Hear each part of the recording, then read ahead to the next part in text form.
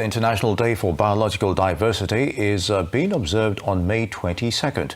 This year's theme is Acting Locally for Global Impact. Organizers say protecting biodiversity begins with local action that can have positive ripple effects worldwide. The campaign encourages people to learn about biodiversity, join community activities and share their actions online using the hashtag Biodiversity Day. Activities include information sessions, community walks, photography competitions, and citizen science. The goal is to halt and reverse biodiversity loss, guided by the 23 targets of the Kunming-Montreal Global Biodiversity Framework. Campaign materials are available online. For a conversation about the 2026 commemoration of the World Biodiversity Day, Biodiversity Pillar Lead, Nigerian Conservation Foundation, Dr. Stella Egbe, joins us now on Newsday. Doctor, it's good to have you with us. It's a pleasure. Good afternoon. All right, so why do we have to observe World Biodiversity Day? What's at stake in Nigeria, you think? We are dependent on the biodiversity around us, and for the layman, that's essentially the plants, the animals, and our environment in total. A lot of time we have this huge disconnection with that nature, and it has led to the unsustainable exploration of what we have. So it's essential that while there are people doing this day-to-day activity of bringing awareness, restoring these spaces, that we increase the education levels out there so that the everyday person can relate to how they are dependent on the environment, and this would attract more attention and more activities towards conserving what we have around us. Very well said. Now, this year's theme is Acting Locally for Global Impact. How significant is that theme, especially seeing that the average Nigerian out there is thinking about the price of tomato, the price of rice? How do we reconcile that reality with this theme of acting locally for global impact? Yes, so while we think about the price of tomatoes and the price of rice, we should understand that if we do not take cognizance of the fact that those things are linked to our survival, then we would be thinking about more in the future. And so one of the things we want to highlight today is, for us in our local space in Nigeria, what are the challenges that face us? And then we draw attention to that. So for example, our animals and our plants that occur naturally, what is happening to them in the protected areas? We have overexploitation, we have logging that destroys the habitat that these animals and plants depend on.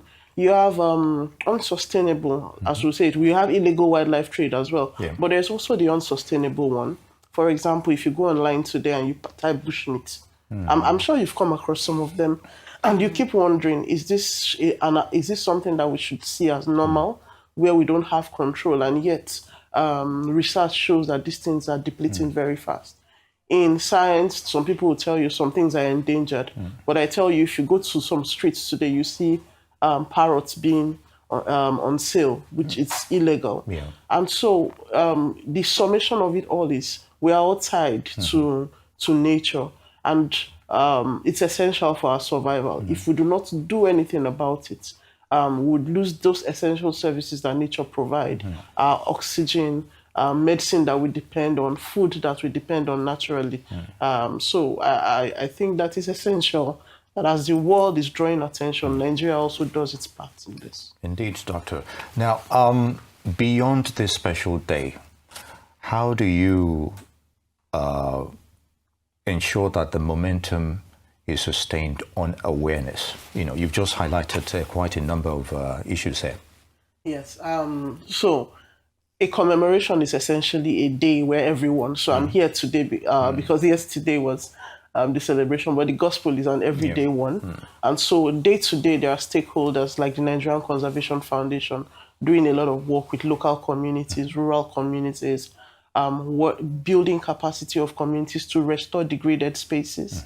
There is research that provides information so that you carry out activities that are specific to answer some of these threats. There's also the part of advocacy, pursuing laws that would help us as a nation to enforce, steps that can dissuade illegal activities when it comes to illegal wildlife trade. Yeah. And then there is also working with government to push for more stringent laws so that while the place of common sense is there, while the place of preaching and talking to people is there to raise awareness, there is also law that helps us to achieve our targets.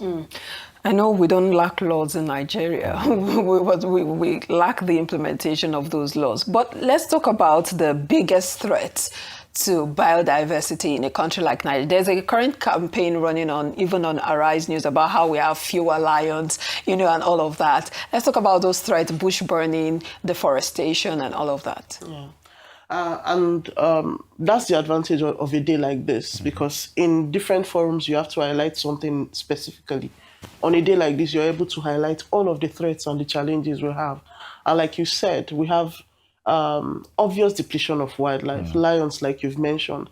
And these are indicators. That is what biodiversity does for us. It tells us the temperature, essentially, of our environment. If your biodiversity is not doing well, then it is a sign that your environment is not doing well. And so bush burning, like you said, we are a very huge population and we're growing. So essentially, people need more land. People need resources to meet their daily sustenance. However, if it is not done sustainably, if it is not properly planned, then we are in the kind of problem that we're in today. We have protected areas in Nigeria. Lions are found in 2 national parks, but these parks are, the resources to effectively govern them is something that we also keep talking about, because there's limitation of resources in a lot of things. For Nigeria, that's an obvious challenge. But discussions like we're having today draws attention of everyone, from your everyday person to the government, so that we can make available resources that we can use to effectively protect these areas, to govern them, and to ensure that people around these areas also play their role in the, the specific locations that these things are found. All right, Doctor. Is there a deliberate policy, especially on the part of the government, regarding the conservation aspect of biodiversity? And who are the major stakeholders here, or the custodians of conserving our biodiversity in Nigeria? You mentioned, people and so many, but specifically, give us an idea here. Yeah, thanks. Yes, we are, like she said, we have a lot of laws in Nigeria, which is good, because the absence of it we don't know what we're doing wrong. And Nigeria as a country is effective in domesticating a lot of international agreements. So we have the Convention of Biological Diversity, which is a global convention that countries have signed into, and Nigeria is a signatory to that. And through that, we've domesticated it to a periodic document that serves as a framework called the Biodiversity Strategic Action Plan document. And that's a framework that the Federal Ministry of Environment puts out there, and stakeholders now utilize this document in carrying out different activities and recommendations that you find in that document. So you have the government, and then you have NGOs like ours, the Nigerian Conservation Foundation, and others in the country that are using that. You have the National Park Service that is in charge of all our protected national parks. But even at state levels, you also have state reserves, where state governments now cascade these protected areas and environmental laws down to state levels. So you also have ministries of environment at state levels also playing their role. And so it's a whole network of actors that carry out specific activities that their strength is in. So for NGOs like ours, we now cascade down to communities, to stakeholders, creating awareness and raising voices, especially on days like this, and so that people understand what is being done and where the gaps are. Well, we do hope that by the 2030 goal, that indeed we would have moved several steps ahead from where we are today. We'd like to thank you for your thoughts on this International Biodiversity Day, Dr. Stella Egbe, Biodiversity Pillar Lead, Nigerian Conservation Foundation.